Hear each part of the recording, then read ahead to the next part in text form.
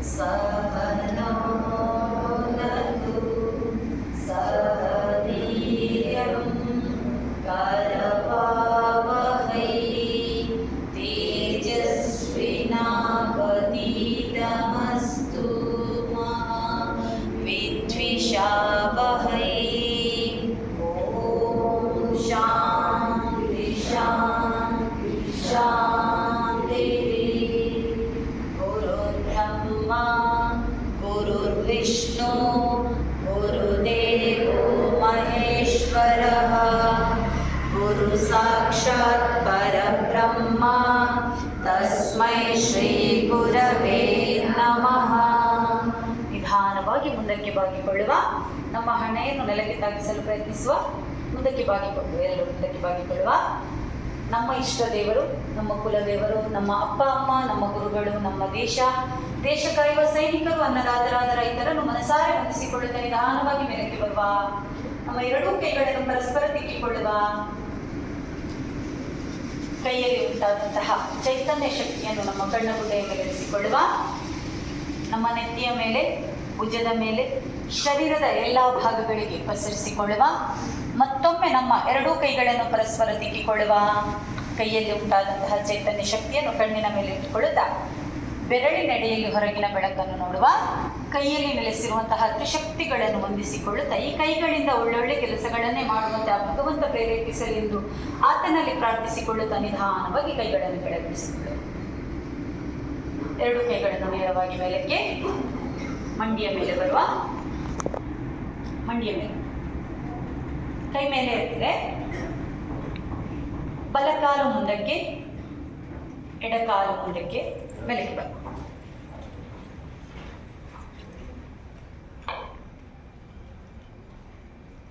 ಕೈಗಳನ್ನು ಕೆಳಕ್ಕೆ. ಈಗ ಮೊದಲಿಗೆ ದೇಹವನ್ನು ಸಡಿಲಿಸುವಂತಹ ವ್ಯಾಯಾಮಗಳನ್ನು ಮಾಡುವ. ನಮ್ಮ ಕೈಗಳನ್ನು ಸೊಂಟದಲ್ಲಿ ಇಟ್ಕೊಳ್ಳುವ. ಕಾಲಿನಲ್ಲಿ ಸ್ವಲ್ಪ ಅಂತರ, ತುಂಬ ಹತ್ತಿರ ಕೊಡಲ್ಲ, ಸ್ವಲ್ಪ ಹತ್ತಿರ. ಕುತ್ತಿಗೆಯ ಭಾಗಕ್ಕೆ ಚಾಲನೆ. ಮೊದಲಿಗೆ ಕುತ್ತಿಗೆಯ ಭಾಗದ ಚಾಲನೆಗೆ ಉಸಿರನ್ನು ತೆಗೆದುಕೊಳ್ಳುವಾಗ ನೇರ ಇರ್ತದೆ. ಉಸಿರನ್ನು ಖಾಲಿ ಮಾಡಿಕೊಳ್ಳುವಾಗ ಕುತ್ತಿಗೆಯನ್ನು ಮುಂದಕ್ಕೆ ಬಾಗಿಸೋದು, ಮತ್ತೆ ತೆಗೆದುಕೊಳ್ಳುವಾಗ ನೇರ, ಉಸಿರು ಖಾಲಿ ಮಾಡುವಾಗ ಹಿಂದಕ್ಕೆ ಬಾಗಿಸಿಕೊಳ್ಳೋದು. ಇಷ್ಟು. ಉಸಿರನ್ನು ತೆಗೆದುಕೊಳ್ಳುವಾಗ ನೇರ ಇರ್ತೇವೆ, ಖಾಲಿ ಮಾಡುವಾಗ ಮುಂದಕ್ಕೆ, ಮತ್ತೆ ತೆಗೊಳ್ತಾ ನೇರ, ಖಾಲಿ ಮಾಡುತ್ತಾ ಹಿಂದಕ್ಕೆ. ಸಿದ್ಧ. ಕುರು. ಪೂರಕ. ಪೂರಕ ಅಂದ್ರೆ ಉಸಿರು ತಗೊಳ್ಳೋದು, ರೇಚಕ ಅಂದ್ರೆ ಉಸಿರು ಬಿಡುದು. ಪೂರಕ, ರೇಚಕ, ಪೂರಕ, ರೇಚಕ, ಹಿಂದಕ್ಕೆ. ಪೂರಕ ನೇರ, ರೇಚಕ ಮುಂದಕ್ಕೆ. ಪೂರಕ, ರೇಚಕ, ಪೂರಕ, ರೇಚಕ. ಪೂರಕ ಮಾಡುತ್ತಾ ಕುತ್ತಿಗೆಯನ್ನು ಮೇಲಕ್ಕೆ. ಈಗ ಇದರಲ್ಲಿ ಪ್ರಕಾರ 2. ಪೂರಕ ಮಾಡುತ್ತಾ ನೇರ ಇರ್ತೇವೆ, ರೇಚಕ ಮಾಡುತ್ತಾ ನಮ್ಮ ಬಲ ಬದಿಗೆ ಕುತ್ತಿಗೆಯನ್ನು ಬಗ್ಗಿಸುವುದು. ನಮ್ಮ ಕಿವಿ ಭುಜಕ್ಕೆ ತಾಗಿಸಲಿಕ್ಕೆ ಪ್ರಯತ್ನ. ಆಗದವರು ಒತ್ತಿ ತಾಗಿಸ್ಬೇಕು ಅಂತೇನಿಲ್ಲ, ಕುತ್ತಿಗೆ ನೋವಾಗುವ ಸಾಧ್ಯತೆ ಇರ್ತದೆ. ಯಾರಿಗೆ ಆಗ್ತದೆ ಅವರಿಗೆ ಕಿವಿಯನ್ನು ಭುಜಕ್ಕೆ ತಾಗಿಸಿ, ಭುಜವನ್ನು ಮೇಲಕ್ಕೆ ತರಲಿಕ್ಕಿಲ್ಲ, ಭುಜ ಇದ್ದಲ್ಲೇ ಇರ್ತದೆ. ಮತ್ತೆ ಪೂರಕ ಮಾಡುತ್ತಾ ನೇರ, ರೇಚಕ ಮಾಡುತ್ತಾ ಎಡಕ್ಕೆ. ಒಮ್ಮೆ ಫಸ್ಟಿಗೆ ಬಲಕ್ಕೆ ನೇರ, ಎಡಕ್ಕೆ ನೇರ. ಸಿದ್ಧ ಕರು. ಪೂರಕ ರೇಚಕ, ಪೂರಕ ರೇಚಕ, ಪೂರಕ ರೇಚಕ. ಚಾಲನೆ. ಕೈಗಳನ್ನು ಈ ರೀತಿ ಇಟ್ಕೊಳ್ಳುವ. ಎಲ್ಲರ ಹಿಂದೆ ಒಂದೊಂದು ಚೇರ್ ಇಟ್ಟಿದೆ, ಆ ಚೇರ್ ಅಲ್ಲಿ ಕೂತ್ಕೊಳ್ಬೇಕು. ಮಾಯಾ ಚೇರ್ ಕಾಣುದಿಲ್ಲ ನಿಮ್ಗೆ, ಆದ್ರೆ ಉಂಟು ನಿಮ್ಮ ಹಿಂದೆ. ಆ ಚೇರ್ ಅಲ್ಲಿ ಕೂತ್ಕೊಂಡು ಹೇಳ್ಬೇಕಷ್ಟೇ. ಸಿದ್ಧ ಕುಲ್. ಪೂರಕ ರೇಚಕ, ಪೂರಕ ರೇಚಕ, ಪೂರಕ ರೇಚಕ, ಪೂರಕ ರೇಚಕ. ನಿಧಾನವಾಗಿ ಕೈಗಳನ್ನು ಕೆಳಗಿಳಿಸಿಕೊಳ್ಳುವ, ಗಮನಿಸಿಕೊಳ್ಳುವ. ಈಗ ನಿಂತು ಮಾಡುವಂತಹ ಆಸನಗಳು. ಮೊದಲಿಗೆ ತಾಡಾಸನ. ತಾಡಾಸನ ಅಂದ್ರೆ ತಾಳೆ ಮರ ನೋಡಿದಿರಲ್ವಾ, ಹೇಗಿರ್ತದೆ? ತುಂಬಾ ನೇರ ಇರ್ತದಲ್ವಾ, ಆ ರೀತಿ ನೀವು ನೇರವಾಗಿ ನಿಂತುಕೊಂಡು ಮಾಡುವಂತ ಆಸನ. ಇದನ್ನು ಮಾಡೋದ್ರಿಂದ ಮಕ್ಕಳಿಗೆ, ಯಾರು ತುಂಬಾ ಕುಳ್ಳಗಿದ್ದೀರಿ ನೋಡಿ, ಗಿಡ್ಡ ಇದ್ದೀರಲ್ಲ, ಅವರೆಲ್ಲ ಇದರಿಂದ ಬೆಳವಣಿಗೆ ಜಾಸ್ತಿ ಆಗ್ತದೆ, ಉದ್ದಾಗ್ತೀರಿ ಬೇಗ. ಈಗ ಕಾಲಿನಲ್ಲಿ ಸ್ವಲ್ಪ ಅಂತರ ಇರಲಿ. ಕೈಗಳನ್ನು ನಮ್ಮ ಮುಂದಕ್ಕೆ ಚಾಚಿಕೊಳ್ಳುವ, ಇಲ್ಲಿ ಲಾಕ್ ಮಾಡಿಕೊಳ್ಳುವ. ಮುಮ್ಮುಖವಾಗಿ ಕೈಗಳನ್ನು ತಿರುಗಿಸಿಕೊಳ್ಳುವ. ಅಲ್ಲಿಂದ ನಿಧಾನವಾಗಿ ಕೈಗಳನ್ನು ಮೇಲಕ್ಕೆ. ಈಗ ನಿಮ್ಮ ಕೈಗಳನ್ನು ಯಾರಾದ್ರೂ ಮೇಲಿನಿಂದ ಎಳೆದ್ರೆ ಯಾವ ರೀತಿ ಟೈಟ್ ಆಗ್ತದೆ ಆ ರೀತಿ, ಅಥವಾ ನೀವು ನೇತಾಡಿದ್ರೆ ಕೈ ಯಾವ ರೀತಿ ಟೈಟ್ ಇರ್ತದೆ ಆ ರೀತಿಯಾಗಿ ಮೇಲಕ್ಕೆ ತಳ್ಳಿ, ಕೈಗಳನ್ನು ತಳ್ಳಿ, ಟೈಟ್ ಮಾಡಿ. ಸೊಂಟದಿಂದ ಮೇಲಿನ ಭಾಗ ಮೇಲ್ಮುಖವಾಗಿ ಟೈಟ್. ಅಲ್ಲಿಂದ ಕಾಲಿನ ತುದಿಯಲ್ಲಿ ನಿಂತುಕೊಳ್ಳಿ. ಎಷ್ಟು ಸಾಧ್ಯ ಆಗ್ತದೆ ಅಷ್ಟು ಕಾಲಿನ ತುದಿಯಲ್ಲಿ ಉಸಿರಾಡಿ.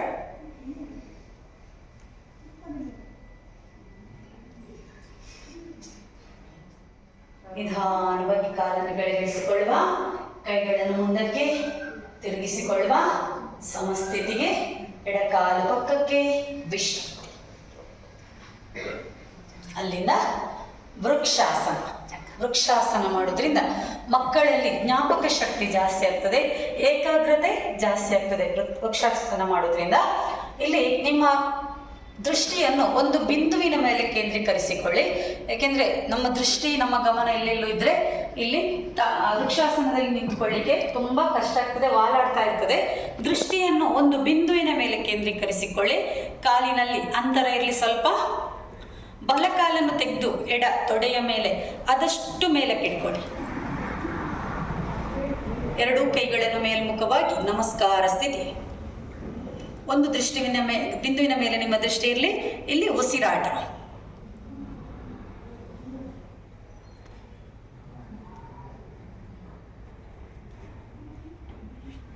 ಅಲ್ಲಿಂದ ಎರಡು ಕೈಗಳನ್ನು ನಿಧಾನವಾಗಿ ಕೆಳಕ್ಕೆ, ಕಾಲನ್ನು ಕೆಳಕ್ಕೆ. ಈಗ ಮತ್ತೊಂದು ಕಡೆ ಎಡ ಕಾಲನ್ನು ತೆಗೆದು ಬಲ ತೊಡೆಯ ಮೂಲಾಧಾರದ ಹತ್ತಿರ ಇಟ್ಕೊಳ್ಳುವ. ಕೈಗಳಲ್ಲಿ ನಮಸ್ಕಾರ ಸ್ಥಿತಿ. ಸ್ಥಿತಿಯಲ್ಲಿ ಉಸಿರಾಟ.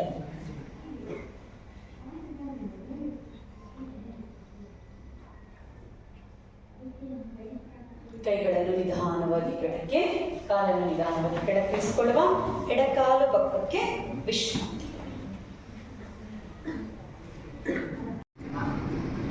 ಉಸಿರು ಖಾಲಿ ಮಾಡಿಕೊಳ್ಳುತ್ತಾ ದೃಷ್ಟಿ ಕೆಳಕ್ಕೆ, ಶರೀರ ಮೇಲಕ್ಕೆ, ಕಾಲು ಮುಂದಕ್ಕೆ, ಜಂಪ್.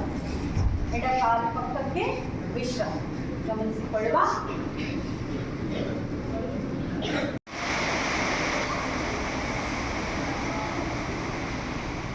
ನಿಧಾನವಾಗಿ ಮೇಲಕ್ಕೆ.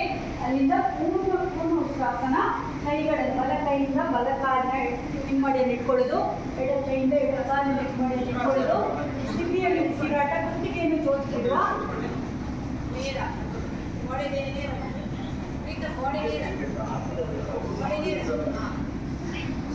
ನಿಧಾನವಾಗಿ ಮೇಲಕ್ಕೆ. ವಜ್ರಾಸನದಲ್ಲಿ ವಿಶ್ರಾಂತಿ. ಎಲ್ಲ ಒಂದೇ ರೀತಿ ಮಾಡಿ ಮೇಲೆ ಹಾಕಿ ಅಲ್ಲಿ.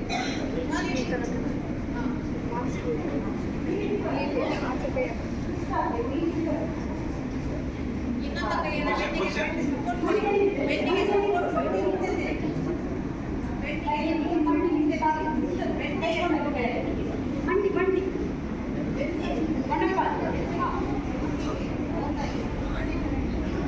ನಿಧಾನಕ್ಕೆ ಕೈಗಳನ್ನು ಮೇಲಕ್ಕೆ ಕಾಲನ್ನು ಬಿಡಿಸಿಕೊಳ್ಳುವ, ಹೀಗೆ ಎಡಕಾಲನ್ನು ಬಿಡಿಸಿಕೊಳ್ಳುವ, ಎಡ ಕಡೆಗೆ ತಿರುಗಿಕೊಳ್ಳುವ, ಬಲ ಕೈಯಲ್ಲಿ ಬಲ ಕಾಲಿನ ಮಂಡಿಯನ್ನು ಇಟ್ಕೊಳ್ಳಿಕ್ಕೆ ಪ್ರಯತ್ನ ಅಷ್ಟೇ. ಹಿಂದೆ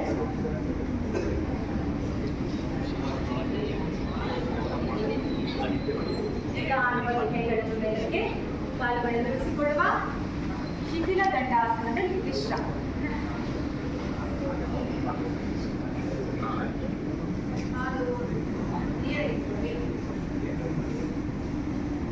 ಅಲ್ಲಿಂದ ಮತ್ತೆ ವಜ್ರಾಸನಕ್ಕೆ ಬರುವ, ಬಲ ಕಾಲನ್ನು ಮಡಚಿಕೊಳ್ಳುವ, ಎಡ ಕಾಲನ್ನು ಮಡಚಿಕೊಳ್ಳುವ,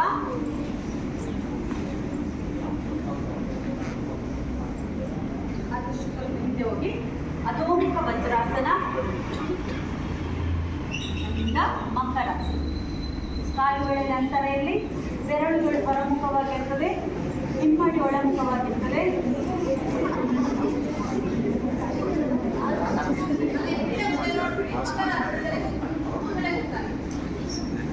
ಮಕರಾಸನದಲ್ಲಿ ವಿಶ್ರಾಮ. ಕಾಲುಗಳ ಅಂತರ ಇರಲಿ, ಕಾಲುಗಳ ಅಗಲ ಇರಲಿ, ಬೆರಳುಗಳು ಹೊರಮುಖವಾಗಿರಲಿ. ಬಲ ಕಾಲು ಬಲ ಕಡೆಗೆ ಬೆರಳು, ಎಡ ಕಾಲನ್ನು ಎಡಗಡೆ.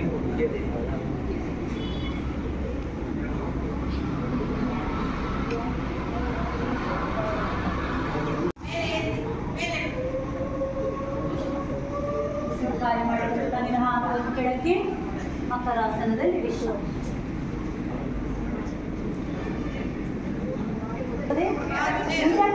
ಆಸನ ಕಾಲು ಮಡಿಸಿಲ್ಲ, ಕಾಲು ನೇರ,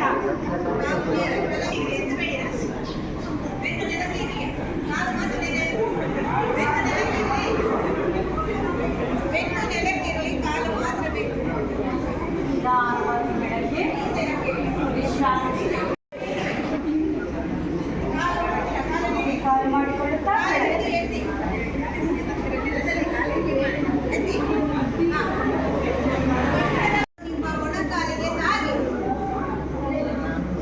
ನಿಧಾನವಾಗಿ ಬೆಳಗ್ಗೆ ತೀರ ಒಂದೇ ನೇರದಲ್ಲಿರುವಾಗಿ ನೋಡಿಕೊಳ್ಳುವ.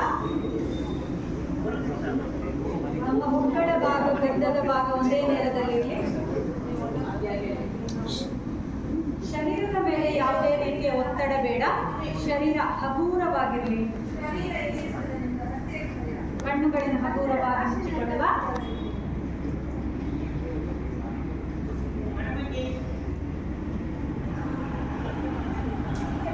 ಶರೀರದ ಯಾವುದೇ ಭಾಗಗಳಿಗೆ ಯಾವುದೇ ರೀತಿಯ ಒತ್ತಡ ಬೇಡ. ನಾವು ಮಾಡಿದಂತಹ ಕೆಲವು ಆಸನಗಳಿಂದ ನಮ್ಮ ಶರೀರ ಆರೋಗ್ಯಪೂರ್ಣವಾಗಿ ದಣಿದಿದೆ. ಈ ದಣಿದ ಶರೀರಕ್ಕೆ ವಿಶ್ರಾಂತಿಯನ್ನು ಕೊಡ್ತಾ ಬರುವ ವಿಶ್ರಾಂತಿ.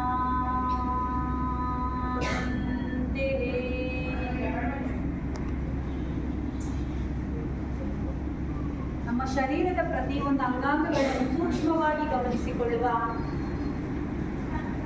ನನ್ನ ಶರೀರದ ಕಾಲು, ಕಾಲಿನ ಬೆರಳು, ಹಿಂಪಾದ, ಮುಂಪಾದ, ಮಧ್ಯಪಾದ, ಮಣಿಗಂಟು, ಮೀನಗಡ್ಡ, ಮಂಡಿ, ಚಿಪ್ಪು, ತೊಡೆಯ ಭಾಗ, ಸೊಂಟದ ಭಾಗ, ಸೊಂಟಕ್ಕಿಂತ ಕೆಳಗಿನ ಕಾಲಿನ ಎಲ್ಲ ಭಾಗಗಳಿಗೆ ವಿಶ್ರಾಂತಿಯನ್ನು ಕೊಡ್ತಾ ಬರುವ ವಿಶ್ರಾಂತಿ.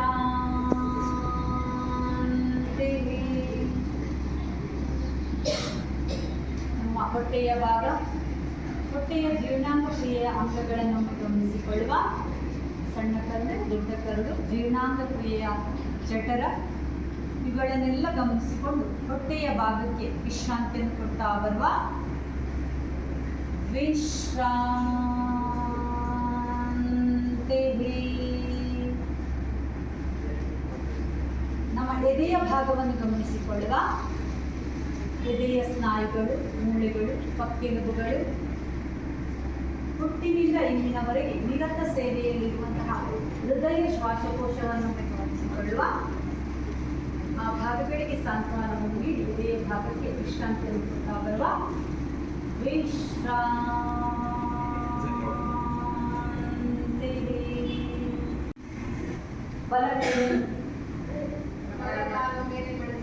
ಬಲ ಕೈಯನ್ನು ನಮ್ಮ ಶರೀರದ ಮೇಲೆ ಇಟ್ಕೊಳ್ಳುವ.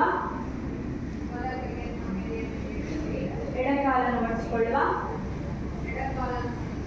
ಎಡ ಕೈಯನ್ನು ನಮ್ಮ ತಲೆಯಿಂದ ಮೇಲಿನ ಭಾಗಕ್ಕೆ ಚಾಚಿಕೊಳ್ಳುವ. ನೇರವಾಗಿ ನಿಧಾನವಾಗಿ ಬಲ ಕಡೆಗೆ ತಿರುಗಿಕೊಳ್ಳಿ. ಬಲ ಕಡೆಗೆ ತಿರುಗಿಕೊಳ್ಳುವ. ಬಲ ಕಡೆಗೆ ತಿರುಗಿಕೊಳ್ಳಿ. ಸರಿಯಾಗಿ ತಿರುಗಿಕೊಂಡು ದೃಢಾಸನದಲ್ಲಿ ವಿಶ್ರಾಂತಿ. ಕಾಲುಗಳನ್ನು ಚಾಚಿಕೊಳ್ಳುವ.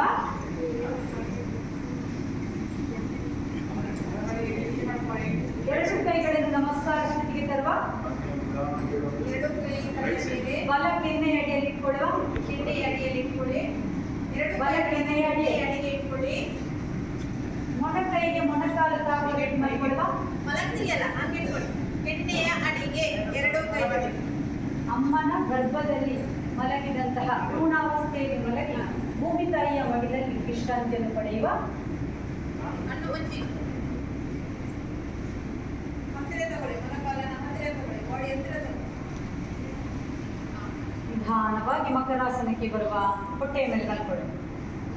ಅಲ್ಲಿಂದ ಹೊಟ್ಟೆ ಮೇಲೆ ನಿಧಾನಕ್ಕೆ ತಿರುಗಿ ಮಕರಾಸನಕ್ಕೆ ಬನ್ನಿ. ಕಣ್ಣುಗಳು ಮುಚ್ಚಿಕೊಂಡಿರ್ಬೇಕು. ನಿಜವಾಗಿ ಎಲ್ಲರ ಕಣ್ಣುಗಳು ಮುಚ್ಚಿಕೊಂಡಿದೆ. ಅಲ್ಲಿಂದ ನಮ್ಮ ಕಣ್ಣಿನ ಮೇಲೆ ಇಟ್ಕೊಳ್ಳುವ. ಕಣ್ಣುಗಳನ್ನು ಇಟ್ಕೊಳ್ಳುವ. ಈಗ ಪ್ರಾಣಾಯಾಮ ಫಸ್ಟಿಗೆ ಅನುಲೋಮ ವಿಲೋಮ. ನಿಮಗೆ ಯಾವುದು ಆಸನದಲ್ಲಿ ಸುಖವಾಗಿ ಕೂತ್ಕೊಳ್ಳಿಕ್ಕೆ ಆಗ್ತದೆ, ಅಲುಗಾಡದೆ ಕೂತ್ಕೊಳ್ಳಿಕ್ಕೆ ಆಗ್ತದೆ, ಆ ಆಸನದಲ್ಲಿ ಕೂತ್ಕೊಳ್ಳಿ. ಯಾವುದು ಕೂಡ ಸುಖಾಸನ ಆಗ್ತದೆ. ಕಣ್ಣುಗಳನ್ನು ಮುಚ್ಚಿಕೊಳ್ಳುವ. ಉಸಿರನ್ನು ತೆಗೆದುಕೊಳ್ಳುವಾಗ ಉಸಿರನ್ನು ಹೊರಗಿಡುವಾಗ ಗಮನ ಉಸಿರಿನ ಮೇಲೆ ಇಟ್ಟರೆ ಈಗ ಉಸಿರನ್ನು ತೆಗೆದುಕೊಳ್ಳೋದು. ನಿಧಾನವಾಗಿ ಉಸಿರನ್ನು ಹೊರಗೆ ಬಿಡುವುದು. ಸಿದ್ಧ ಗುರು.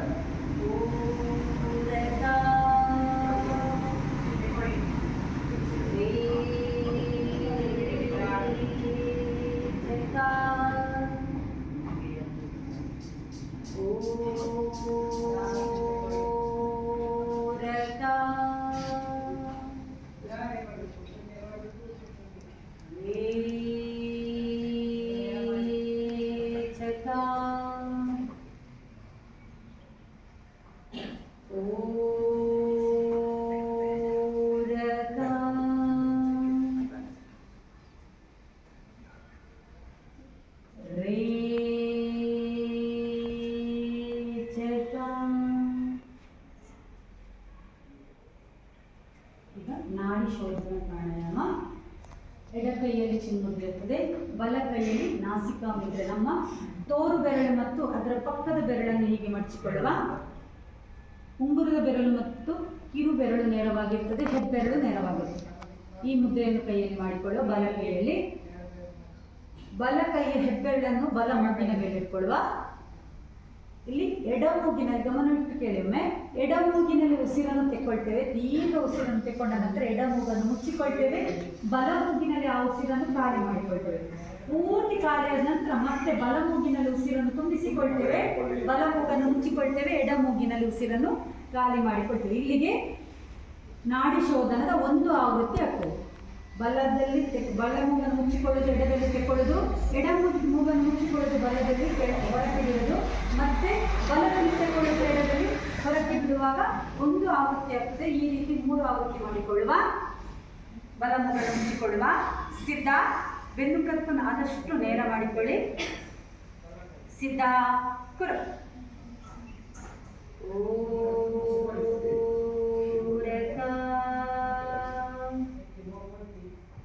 ಎಡ ಮೂಗನ್ನು ಮುಚ್ಚಿಕೊಳ್ಳುವ. ಬಲದಲ್ಲಿ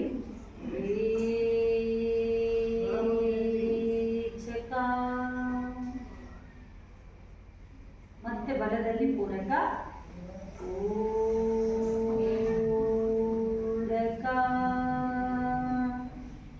ಬಲ ಮೂಗನ್ನು ಮುಚ್ಚಿಕೊಳ್ಳುವ. ಎಡದಲ್ಲಿ ರೇಚಕ.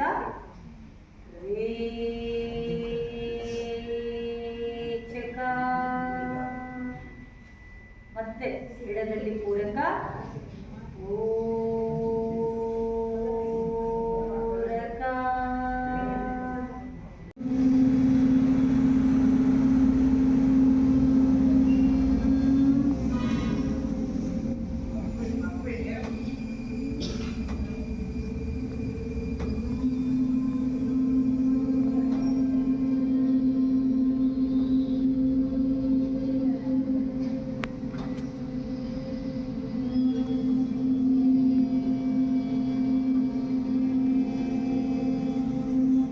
ಪ್ರೌಢಶಾಲಾ ವಿಭಾಗದ ವಿದ್ಯಾರ್ಥಿಗಳಿಗೆ ಇವತ್ತು ಜೂನ್ 21ರಂದು ವಿಶ್ವ ಅಂತಾರಾಷ್ಟ್ರೀಯ ಯೋಗ ದಿನಾಚರಣೆ.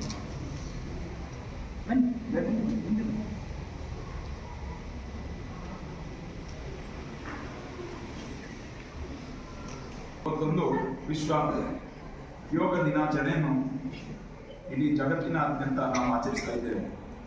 ಯೋಗ ಎಂಬುದು ಪ್ರಾಚೀನ ಕಾಲದಲ್ಲಿ ಪತಂಜಲಿಯಿಂದ ಇದು ನಮಗೆ ವರದಾನವಾಗಿ ಈ ಭಾರತ ದೇಶದ ಜನರಿಗೆ ನೀಡಿದಂಥ ಒಂದು ದೊಡ್ಡ ಕೊಡುಗೆ. ಯಾಕಂತ ಹೇಳಿದ್ರೆ ಯೋಗ ಮಾಡಿದರೆ ರೋಗ ಇಲ್ಲ ಅಂತ ಹೇಳ್ತಾರೆ. ಇಂತಹ ಯೋಗವನ್ನು ನಾವು ಪ್ರತಿದಿನ ಕೂಡಿಸಿಕೊಂಡ್ರೆ ನಮ್ಮ ದೇಹದ ಆರೋಗ್ಯದ ಜೊತೆಗೆ ಮನಸ್ಸಿನ ಸ್ವಾಸ್ಥ್ಯವನ್ನು ಸಹ ಹೆಚ್ಚಿಸಲಿಕ್ಕೂ ಸಾಧ್ಯವಿದೆ ಎಂಬುದನ್ನು ಎಲ್ಲ ಯೋಗಿಗಳಿಂದ ನಾವು ತಿಳ್ಕೊಂಡಿದ್ದೇವೆ. ಇಂತಹ ಯೋಗ ದಿನಾಚರಣೆಯನ್ನು 2014ರಲ್ಲಿ ನಮ್ಮ ದೇಶದ ಗಣ್ಯ ಪ್ರಧಾನಿಯಾಗಿದ್ದ ಶ್ರೀ ನರೇಂದ್ರ ಮೋದಿಜಿಯವರು ಅಂತಾರಾಷ್ಟ್ರೀಯ ಮಟ್ಟದಲ್ಲಿ ಪರಿಚಯಿಸಿ ಕಳೆದ 11 ವರ್ಷಗಳಿಂದ ನಾವು ಅಂತಾರಾಷ್ಟ್ರೀಯ ಯೋಗ ದಿನಾಚರಣೆ ಆಚರಿಸ್ತಾ ಇದ್ದೇವೆ. ಇವತ್ತು ನಮಗೆ ಬಹಳ ಒಂದು ಸಂತಸದ ದಿನ. ಏಕೆಂದರೆ ಇವತ್ತು ವಿಶ್ವದ ಸುಮಾರು 175 ದೇಶಗಳಲ್ಲಿ ಏಕಕಾಲದಲ್ಲಿ ಅಂತಾರಾಷ್ಟ್ರೀಯ ಯೋಗ ದಿನಾಚರಣೆ ಆಚರಿಸ್ತಾ ಇದೆ ಅಂತ ಹೇಳಲಿಕ್ಕೆ ಬಹಳ ಹೆಮ್ಮೆ ಪಡ್ತಾ ಇದ್ದೇವೆ. ಅದರಲ್ಲೂ ನಮ್ಮ ಭಾರತದ ಬಂದರ ನಗರಿಯಾದಂಥ ವಿಶಾಖಪಟ್ಟಣದಲ್ಲಿ ಸ್ಪೆಷಲ್ ಆಗಿ ತಯಾರಿಸಿದಂಥ ಒಂದು ಕಾರಿಡಾರ್ ಅಲ್ಲಿ ಸುಮಾರು 3 ಲಕ್ಷ ಯೋಗ ಪಟುಗಳಿಂದ ಇವತ್ತು ಬೆಳಗ್ಗೆ ಯೋಗ ಕಾರ್ಯಕ್ರಮ ನಡೆಯಿತು. ಇದು ನಮಗೆಲ್ಲರಿಗೂ ಸ್ಫೂರ್ತಿದಾಯಕವಾದ ಸಂಗತಿ. ಅದೇ ರೀತಿ ಇವತ್ತು ಎಲ್ಲ ಶಾಲೆಗಳಲ್ಲಿ, ಎಲ್ಲ ವಿದ್ಯಾಮಂದಿರಗಳಲ್ಲಿ, ಎಲ್ಲ ವಿದ್ಯಾರ್ಥಿಗಳಿಗೆ ಮತ್ತು ಸಾರ್ವಜನಿಕರಿಗೆ ಯೋಗ ತರಬೇತಿ ಮತ್ತು ಯೋಗ ದಿನಾಚರಣೆ ಆಚರಿಸುವಂತಹ ಇವತ್ತು ಈ ಸಂದರ್ಭದಲ್ಲಿ ನಮ್ಮ ಶಾಲೆಯಲ್ಲೂ ಸಹ ಯೋಗ ದಿನಾಚರಣೆಯನ್ನು ನಮ್ಮ ಶಾಲೆಯ ವಿದ್ಯಾಭಿಮಾನಿಯಾಗಿರುವಂತಹ ನಮ್ಮ ಶಾಲೆಯ ಹಿರಿಯ ವಿದ್ಯಾರ್ಥಿನಿಯಾದ ಕುಮಾರಿ ಪಂಚಮಿಯ ತಾಯಿಯೂ ಆಗಿರುವಂತಹ ಶ್ರೀಮತಿ ಶಶಿಕಲಾ ಮಾಹಿತಿ ಇವರು ಈ ಶಾಲೆಯ ಹಿರಿಯ ವಿದ್ಯಾರ್ಥಿ ಅಂತ ಹೇಳಿಕೊಳ್ಳಿಕ್ಕೆ ಹೆಮ್ಮೆ ಪಡ್ತಾ ಇದ್ದಾರೆ. ಅವರಿಗೊಂದು ಜೋರಾದ ಚಪ್ಪಾಳೆ. ಇವತ್ತಿನ ಯೋಗ ತರಗತಿಯನ್ನು ಅತ್ಯಂತ ಶಿಸ್ತುಬದ್ಧವಾಗಿ ಯೋಗ್ಯ ರೀತಿಯಲ್ಲಿ ಯೋಗವನ್ನು ಹೇಳಿಕೊಟ್ಟಿದ್ದಾರೆ. ಈ ಯೋಗ ತರಬೇತಿಯನ್ನು ನೀಡಿದ ಶ್ರೀಮತಿ ಶಶಿಕಲಾ ಮೇಡಮ್ ಅವರಿಗೆ ಶಾಲಾ ಶಿಕ್ಷಕರ ಪರವಾಗಿ, ವಿದ್ಯಾರ್ಥಿ ವೃಂದದ ಪರವಾಗಿ ತುಂಬ ಹೃದಯದ ಧನ್ಯವಾದ ಸಮರ್ಪಿಸ್ತಾ ಇದೆ. ಅದೇ ರೀತಿ ಯೋಗವನ್ನು ಇವತ್ತು ಒಂದು ದಿವಸಕ್ಕೆ ಸೀಮಿತಗೊಳಿಸದೆ ಮುಂದಿನ ದಿನಗಳಲ್ಲಿ ನಿಮ್ಮ ದೈನಂದಿನ ಜೀವನದಲ್ಲಿ ದಿನನಿತ್ಯದ ಒಂದು ಪರಿಪಾಠವಾಗಿ ಕನಿಷ್ಠ ಒಂದು 10 ನಿಮಿಷ ಅಥವಾ 15 ನಿಮಿಷದ ಯೋಗವನ್ನು ಆಚರಿಸುವುದರ ಮೂಲಕ, ಯೋಗವನ್ನು ನೀವು ಮಾಡುವುದರ ಮೂಲಕ ಉತ್ತಮವಾದಂಥ ಆರೋಗ್ಯ, ಮನಸ್ಸಿನ ಸ್ವಾಸ್ಥ್ಯವನ್ನು ಕಾಪಾಡಿಕೊಳ್ಳಿದ್ದೀರಿ ಆಶಿಸುತ್ತಾ ಇವತ್ತಿನ ಈ ಕಾರ್ಯಕ್ರಮದ ಯಶಸ್ಸಿಗೆ ಎಲ್ಲ ಶಿಕ್ಷಕ ವೃಂದಕ್ಕೂ, ವಿದ್ಯಾರ್ಥಿ ವೃಂದಕ್ಕೂ ತುಂಬ ಹೃದಯದ ಧನ್ಯವಾದ. ಜೈ ಹಿಂದ್, ಜೈ ಭಾರತ್, ಜೈ